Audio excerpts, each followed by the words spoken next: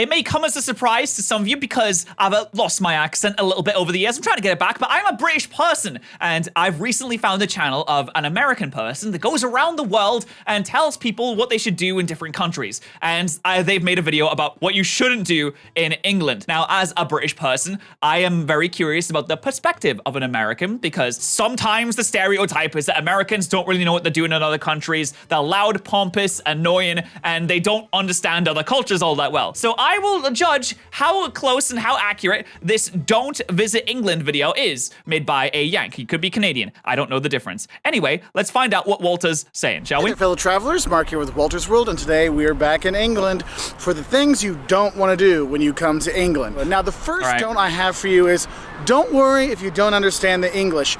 You may have spoken English, or you thought you spoke English, since birth.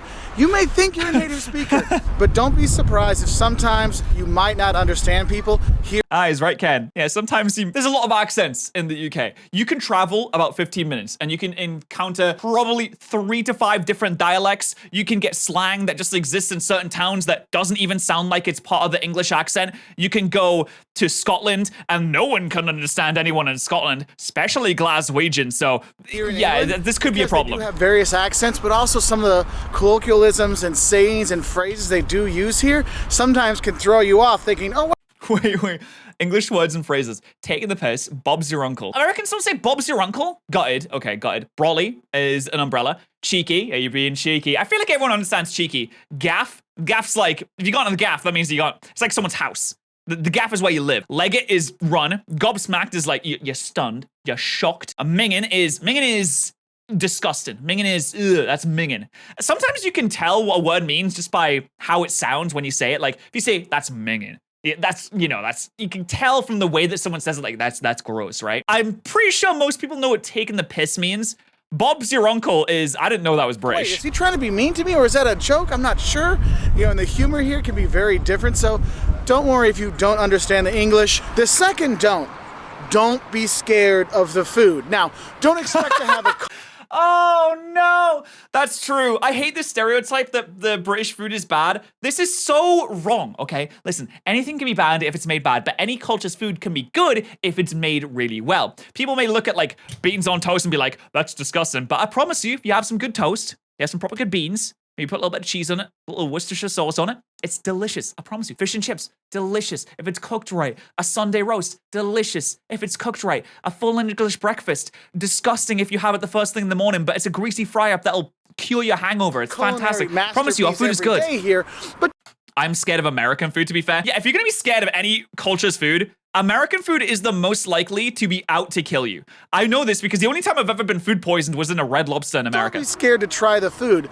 I know a lot of people talk about England and it's kind of like, oh, there's cool sights in the countryside, da-da-da. But the food, oh my God. Look, no, I've been coming to England for about 20 years now, and I actually have seen the food getting better. There's tons of international food. There's tons of different restaurants throughout the country. But the thing is, I like how he's trying to like temper people's expectations. Like, don't worry, you don't have to eat British food. You can go and get like a burger. The traditional English food can be pretty fun. If you go to a pub and you have, your steak and kidney pie or your shepherd's pie, or you go for a Sunday roast. I mean, it's Sunday tomorrow, and I'm kind of excited to hit the pub to have a Sunday roast with Yorkshire.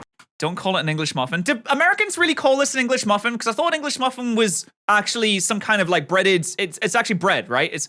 A crumpet is not bread, but a crumpet is delicious because it's porous. So if you slather some butter on top, it seeps into the innards. It's really delicious. I love crumpets. You'll be surprised that you might actually like the food here, so don't be scared about the food, okay? It can work out just fine. Now, the third don't I have for you is don't just stay in hotels. One of the quintessential parts of coming to England and driving around England and going through England is to stay hotels in are valid. the bed and breakfasts. Because B&Bs, yes, absolutely. B&Bs, it's kind of like a part of the culture. A bed and breakfast is like a hotel, but it's so much smaller. It's more cozy. It's more like home-like. It's not an Airbnb.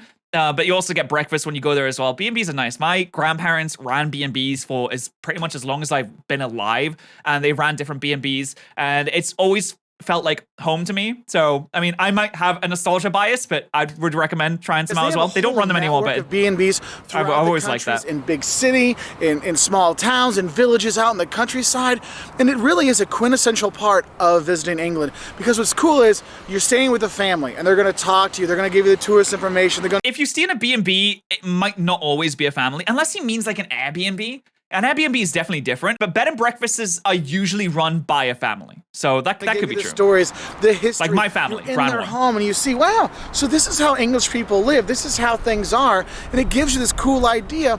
And that's one thing I really want to say is, look, you're not staying at Ibis all the time, okay?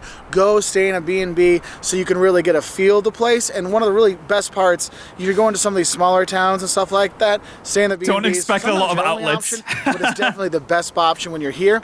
And also, to tie it in with the second thing about the food, usually you get a full English breakfast with it, you know, with the black sausage, and the bangers, the normal sausage, and the beans, and the toast, and the eggs, and the fried tomatoes, and mushrooms, and all those. A full English breakfast basically will keep you going the entire day. You get toast, you get sausages, you get bacon, you get beans. You probably get some kind of potato thing, usually hash browns. You get black sausage, you get fried mushrooms, you get fried tomatoes, you get sausages, you get so much stuff. And it just feels like a really special experience. Now, the fourth don't we have is don't be scared to drive. I know they drive on the left-hand side of the road here, which can be a little confusing or off-putting for travelers when they come here.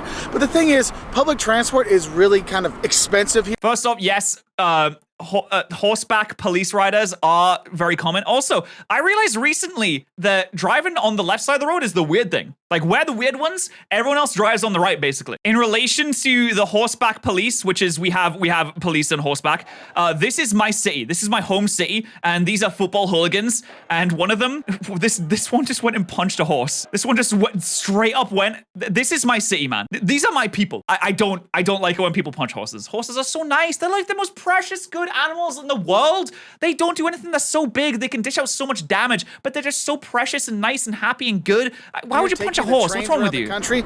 Oh my God, it is expensive. So you're going to want to rent a car because you can get to all these little tiny villages and see the stately homes and, you know, that Downton Abbey stuff you want to see. You can go and see those things with your own car. So don't be afraid to rent a car here. However, I will warn you, when you first driving on the other side of the road, it is a bit, you know, off-putting. You're like, oh my, am I going the right way? And then when you hit your first roundabout, also, everyone drives manual cars. Good luck. Oh yeah, Americans already have like a lot of roundabouts. We have a lot of small roundabouts. Driving in the UK is a lot harder than driving in America because the roads are, I'd probably say, half the size of America. There's a lot of more twisty, windy roads, where in America they're just like kind of straight lines and you just have to go on autopilot. We drive manual cars as well, so it's a lot different. Because you want to drive throughout this country. And if you are going to be driving, I do recommend getting the GPS for you, because when you're driving the other side. Okay, that's not really relevant because everyone has a phone, so. You're so concentrated on that sometimes you'll miss the turnoffs and stuff. And with all the roundabouts and everything, GPS just a lot easier to deal with. I'll just tell you that one right now. Another thing that kind of deals with that other side of the road driving is don't forget to look right when you cross the street. Look, they're driving on the left side of the road. Oh yeah, true. That is weird. Whenever I go to America, you have to look on the other side first. Rather than, because everything's switched around, right? Not the left. And I can't tell you, I've been in York, I've been here in London, I've been in Cambridge, Brighton, throughout most of the districts around this country, and tourists from everywhere in Europe and everywhere in the US, they come walking in and they look left. And the car's coming this way, and it's like, beep, beep, oh my God! And then they get hit and crumpled into dust. Inducing moment. So don't forget to look right when you cross the street. Remember, it's right, right, because the cars are coming from that way, because they drive on the left-hand side. So, you should look both ways, but you look a certain way first, right? Killed. You look a certain way first, and you look the other way. Right. Now, the sixth don't we have for you is don't think that London is England. London is a great city. It's an international city, but it's not. I've spent a total of 2 days in London in my entire life. I live in the north of England. I live on the Scottish border. I have not really spent any time in London whatsoever.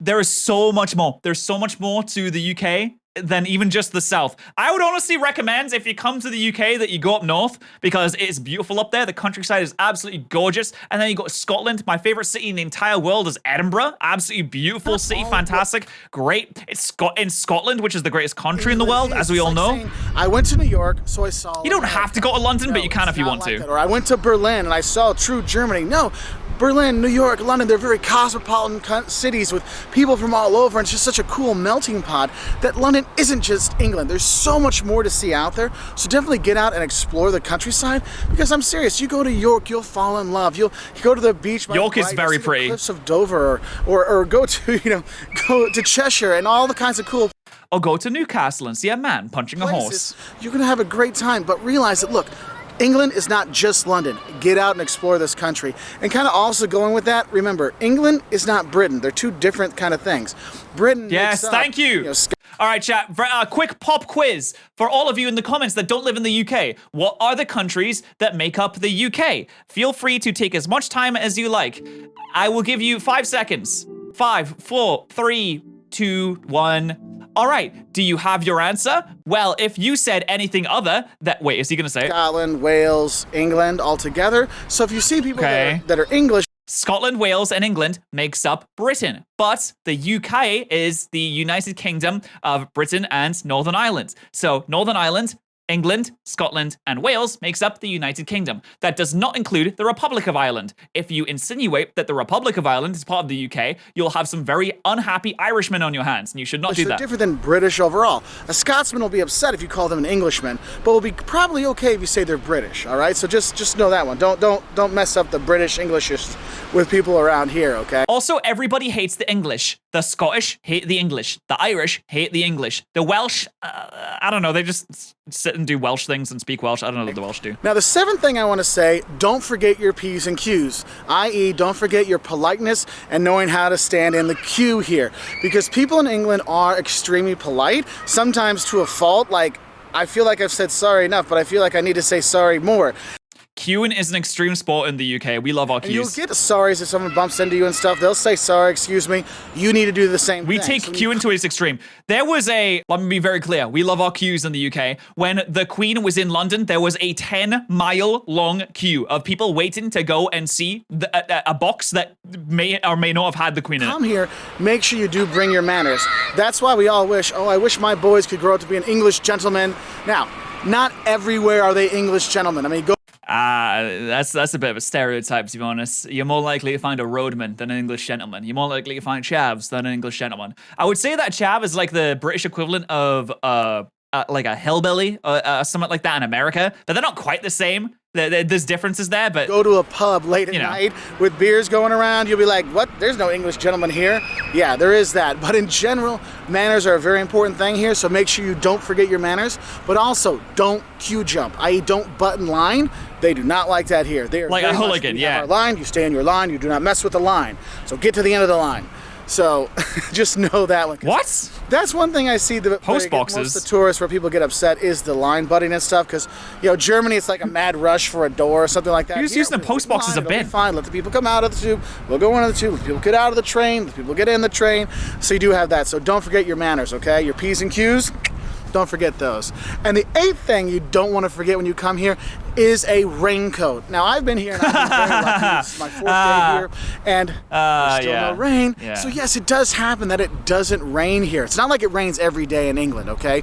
But I will say, if you are going to come here, it snowed today. Even in the summer, bring a light waterproof jacket, but more importantly, bring waterproof shoes, because I don't know if it's not as bad as people make it sound. It doesn't rain here every day, but it does rain here a bit. I will say, we don't have like really bad weather. What I like about the UK is it's never extremely anything. It's never extremely hot. It's never extremely cold. The lowest it gets is like -3 Celsius. The highest it'll usually get is maybe 25 Celsius, 30 Celsius if you're in the south, something like that.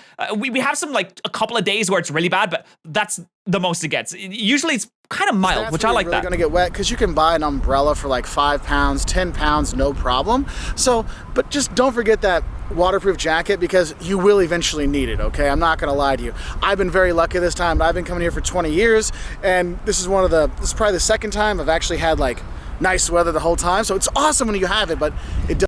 The UK nice weather is like top tier. Like top tier countries. If it's like sunny in Scotland, it's over. Don't forget GG's. to go to the pub. This is definitely a pub culture place. Go and have your pint, enjoy the talking, the people, all kinds of stuff, and you will enjoy it. So I hope that helps you know what Ye old Cheshire cheese, rebuilt 1667. You know what's funny is a lot of places in the UK are just older than the country of the USA. My hometown that I grew up in is over 900 years old. So it is over double the age of the country of the USA. And I just grew up there. It's just my town. It's just been there, it's just stood there for the whole time. There are so many. If you like history, you should come to the UK because it's awesome. Anyway, I think that the UK has a lot of good things about it and a lot of bad things about it, like most countries. Either way, you should subscribe to this channel to learn more about things.